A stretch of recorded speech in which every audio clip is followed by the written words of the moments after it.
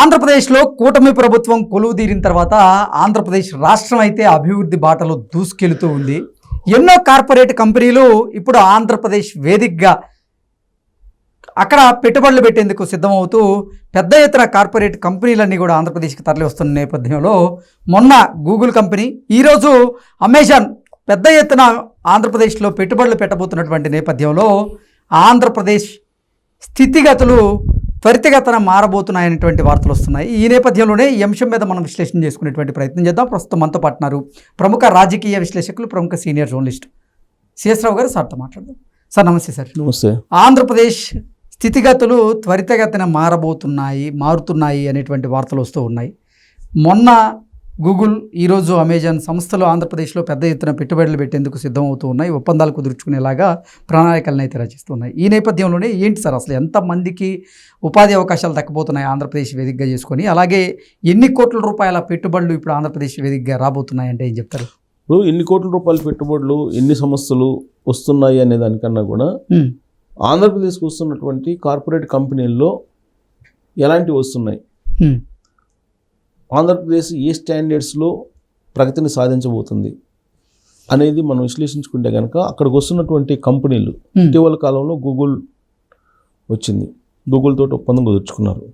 Google పెద్ద ఎత్తున అక్కడ పెట్టుబడులు పెట్టబోతుంది. గూగుల్ రావటం అంటేనే ఒక పెద్ద గుర్తింపు, ఇంటర్నేషనల్గా, నేషనల్గా కాదు ఇంటర్నేషనల్గానే ఒక గుర్తింపు. ఆంధ్రప్రదేశ్కి గూగుల్ వెళ్తుందని అంటే మిగతా కంపెనీలన్నీ కూడా అటువైపు చూస్తాయి. ఎందుకంటే టెక్ లీడర్, అది టెక్ లీడర్గా గూగుల్ ఉంది. సో కాబట్టి గూగుల్ అనేటువంటి ఒక ప్రతిష్టాత్మకమైనటువంటి సంస్థ ఆంధ్రప్రదేశ్లో పెట్టుబడులు పెట్టడానికి వచ్చింది, అగ్రిమెంట్ కుదుర్చుకుంది అని అంటేనే ఒక బ్రాండ్ నేము మరో లెవెల్కి వెళ్తుంది ఆంధ్రప్రదేశ్కి. అలాగే ఇప్పుడు తాజాగా అమెజాన్కి సంబంధించినటువంటి అమెజాన్ సిస్టర్ కంపెనీగా ఉన్నటువంటి ఫిజిక్స్ వాలా కంపెనీతోటి తాజాగా మంత్రి లోకేష్ అగ్రిమెంట్ చేసుకున్నారు. ఇది సంచలనమైనటువంటి అగ్రిమెంట్. ఏంటి ఈ ఫిజిక్స్ వాలా? టెక్నాలజీ పరంగానా, లేదంటే ఏంటి దీని యొక్క లక్ష్యం ఏంటి, ఇది ఏం చేస్తుంది, మోడ్ ఆఫ్ ఆపరేషన్స్ ఎలా ఉంటాయి దీన్ని అనేది కనుక తెలుసుకుంటే కనుక జనరల్గా ప్రతి రాష్ట్రంలో కూడా నిరుద్యోగం అనేది పెరగడానికి, ఉద్యోగాలు లేకపోవడానికి కారణం ఏంటంటే చదువుకున్నటువంటి చదువుకి, కంపెనీల్లో కావాల్సినటువంటి స్కిల్స్కి మధ్య గ్యాప్ ఉంది. ఇది ఏ ఎడ్యుకేషనిస్ట్ని అడిగినా కానీ చెప్తారు, ఎనీ ఎడ్యుకేషనలిస్ట్ చెప్తారు ఇది. ఎందుకంటే కంపెనీ రిక్వైర్మెంట్స్కి తగిన విధంగా స్కిల్స్ లేవు స్టూడెంట్స్కి అనేది చెప్తుంటారు. మీరు ఎన్ని సెమినార్లు పెట్టినా ప్రతి సెమినార్లో చెప్పేది ఇదే. ఆ ఎడ్యుకేషన్కి, అలాగే ఎడ్యుకేషన్కి సంబంధించిన స్కిల్స్కి, ఇండస్ట్రీకి మధ్య ఈ గ్యాప్ ఏదైతే ఉందో ఆ గ్యాప్ని కనుక పూడ్చగలిగితే నీకు అన్ఎంప్లాయ్మెంట్ అనేది తగ్గిపోతుంది. అన్ఎంప్లాయ్మెంట్ అనేది ఉండదు. సరిగ్గా ఈ పాయింట్ దగ్గరే లోకేష్ ఆలోచించారు. అందుకే ఇన్నోవేషన్ యూనివర్సిటీని పెట్టాలని ఒక నిర్ణయం తీసుకున్నారు. ఈ ఇన్నోవేషన్ యూనివర్సిటీని ఎవరి ద్వారా పెట్టాలంటే ఈ ఫిజిక్స్ వాలా అనేటువంటి కంపెనీ. ఈ ఫిజిక్స్ వాలా ఎవరిదని అంటే అమెజాన్ సిస్టర్ కంపెనీ, అమెజాన్కి సంబంధించినటువంటి అనుబంధ కంపెనీ ఇది. సో కాబట్టి దీని ద్వారా ఇన్నోవేషన్ యూనివర్సిటీని పెట్టాలని.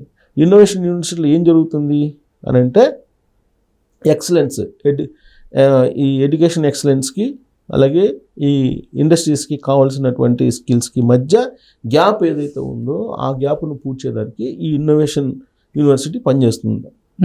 అక్కడి నుంచి కాలేజీలకు సంబంధించినటువంటి సబ్జెక్ట్స్, లేదంటే కాలేజీలకు సంబంధించినటువంటి కెరికులం ఎలా ఉండాలి, ఆ కెరికులం ఏ విధంగా కార్పొరేట్ సంస్థలకి ఉపయోగపడేలాగా ఉండాలి, దాని మీద ఎలాంటి శిక్షణ ఇవ్వాలి అనే దానికి, అలాగే కార్పొరేట్ సంస్థలకి మధ్య ఇది ఇన్నోవేషన్ యూనివర్సిటీ పనిచేస్తుంది.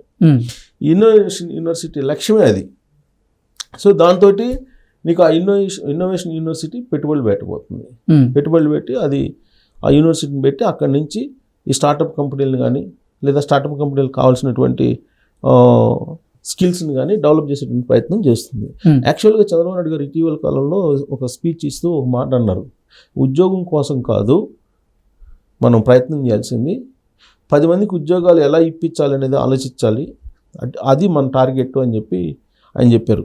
20 లక్షల ఉద్యోగాలు 5 సంవత్సరాలు ఇస్తానని చెప్పి ఎన్నికల ప్రచారం సందర్భంగా చంద్రబాబు నాయుడు గారు చెప్పారు, లోకేష్ గారు చెప్పారు. 20 లక్షల ఉద్యోగాలు సృష్టించడం అనేది పెద్ద ఇష్యూ కాదు ఎవరికి, లోకేష్ గారు కానీ చంద్రబాబు గారు కానీ. కారణం ఏంటంటే ఇప్పటికే 3 లక్షల ఉద్యోగాలు ప్రైవేట్గా ఇచ్చామని చెప్పి చెప్తున్నారు. ఇవాళ ఉద్యోగాలు అంటే గవర్నమెంట్ ఉద్యోగాలు కాదు కదా, ప్రైవేట్ ఉద్యోగాలైనా వాళ్ళు ఉద్యోగాలే అంటున్నారు. సో అన్ఎంప్లాయ్మెంట్ లేకుండా చేయటం కోసం ఈ మధ్యకాలంలో లోకేష్ గారు చేసినటువంటి ప్రయత్నాలు స్కిల్ ఆడిట్ చేస్తున్నారు. స్కిల్ ఆడిట్ చేసి అందరికీ వీలున్నంత వరకు అందరికీ ఉపాధి అవకాశాలు కల్పించేటువంటి ప్రయత్నం చేస్తున్నారు. అయితే ఆంధ్రప్రదేశ్ని ఎలా కావాలని చెప్పి కోరుకుంటున్నారు చంద్రబాబు నాయుడు గారు? ఆయన P4 ఫార్ములా తోటి ఏం చేయాలనుకుంటున్నారు? పేదరికం లేనటువంటి ఆంధ్రప్రదేశ్ని తయారు చేయాలనుకుంటున్నారు. అలాగే అందరినీ కోటీశ్వరులుగా మారుస్తాను, లక్షాధికారులు కాదు కోటీశ్వరులుగా మారుస్తాను P4 ఫార్ములా ద్వారా అని చెప్తున్నారు. అంటే దాని అర్థం ఏంటంటే మీకు ఉద్యోగులుగా మారద్దు, మీరే ఇండస్ట్రియలిస్టులుగా మారండి.